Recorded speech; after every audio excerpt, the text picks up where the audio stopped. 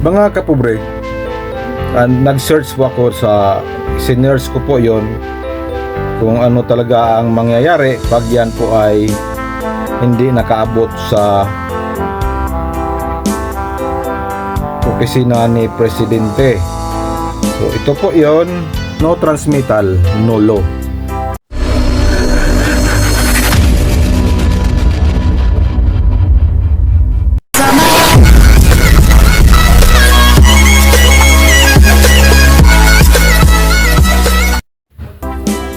Hello, good morning. Isang mapagpalang araw ng Sabado po mga kapobre.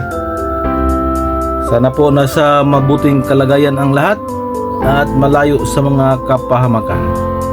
So ngayong umaga mga kapobre, pag-usapan uli natin barangay at SK election. Yun lang ang lagi nating pag-usapan habang wala pang fix na schedule yan. So ngayon pag-usapan natin yung nangyari sa ratified bill na yan.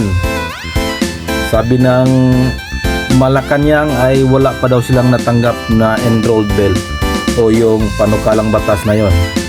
So mga kapobre, nag-search po ako sa seniors ko po yon kung ano talaga ang mangyayari pag yan po ay hindi nakaabot sa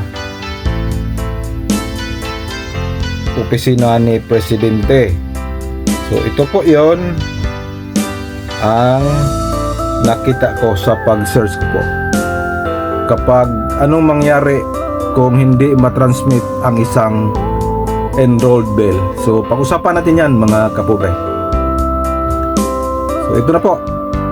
If an enrolled bill is not transmitted to the President by the Congress, it cannot become law. Tama po yun. The President must receive the bill for it to be acted upon, either by signing it into law, vetoing it, or allowing it to lapse into law through inaction. If the bill is not transmitted, it essentially dies in the legislative process. So, yun po ang mangyayari. Yung sinasabing mamamatay na daw yan doon sa kung saan galing yan, sa Kongreso or sa Senado, hindi po literal na wala na pong saysayan. Yan po ay ibig sabihin wala pong batas na pipirmahan. Nandoon lang yun sa Senado or sa Kongres.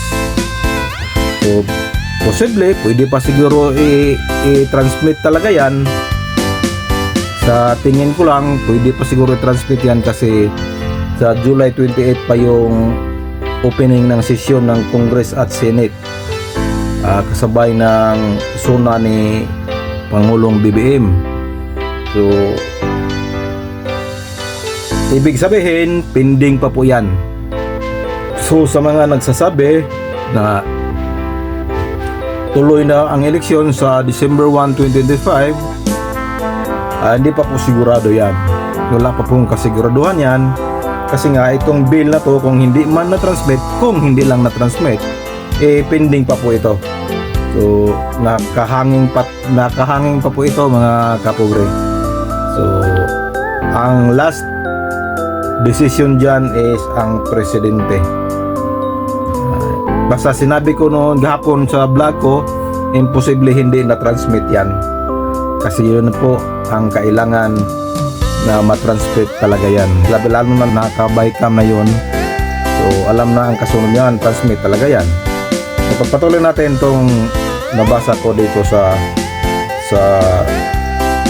kung hindi na-transmit.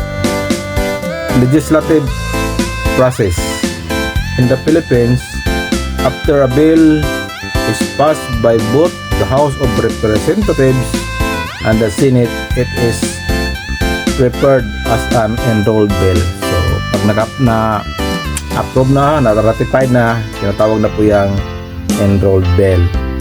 So transmittal, this enrolled bill is then officially transmitted to the President for approval. So, pag doon na sa presidente, presidential action, the president has 30 days to either sign the law or veto or allow it to lapse into law by not acting on it. Last is no transmittal, no law. Totoo po yan. If the bill is not transmitted to the president, it cannot go through this process. The bill remains with Congress and does not become a law. So, ibig sabihin nga, ando lang sa Congress, pending yon kung totoo mo talagang hindi na-transmit yan. Pero ang mga kapobre, ang tabayanan natin yan kasi wala pa naman pong pronouncement ang Congress kung totoong hindi nila na-transmit. Sa Malacanang, sabi ng spokesperson na wala pa pong natanggap. Hindi naman po sinabi nilang hindi transmit. Baka naman po hindi natanggap ng Pangulo kasi hindi pa nga binasa ni Pangulo yon. Kasi nga talagang imposible na hindi i-transmit ng Congress yan. Minamadali nga nila yan eh. Kaya panigurado i-transmit talaga nila yan. Lalo na approve na yung both house na yan. Approve na sa both house, Congress at Senado. So alangan naman paitlugin pa nila yung bill na yan. Yun nga ang gusto nilang mangyari, na i-postpone or magkaroon ng term setting.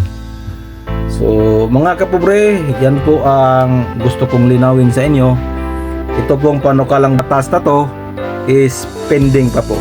Wala pa pong nagkapagsabi na hindi talaga na-transmit. Kung mag-announce na po, kung magbigay na po ng pahayag ang Congress na hindi po nila na-transmit kaya hindi pa po naabot sa mga kamay ni Pangulong PBBM, so yun po ang totoo. Pero hanggang ngayon po wala pa po silang pronouncement. Pati naman po ang Malacanang hindi naman po sinabi na hindi transmit. Sinabi lang nila hindi nila natanggap. Hindi naman ibig sabihin yun na hindi natanggap, na hindi na-transmit. Pwede naman yun hindi lang talaga binasa muna ni Presidente dahil siguro gusto niya i-lapse na lang into law yan. So yan po, ito po ay purong ano lang to, spekulasyon lang natin kasi inintay pa natin yung pronouncement ng Congress. Kung talagang hindi nila transmit yun, sinadya talaga nilang hindi transmit. So yun po ang magiging problema kasi budol na naman yan. So again, sa mga incumbent, ang mga aspirant, abang-abang lang tayo at kailangan preparado na po kayo lagi. So hanggang dito na lang. Magandang umaga ulit sa inyong lahat mga kapobre. Please support, subscribe, Pobreng Mapalad Vlog. Bye bye, God bless, and I love you all. Happy Saturday everyone. Bye bye, God bless.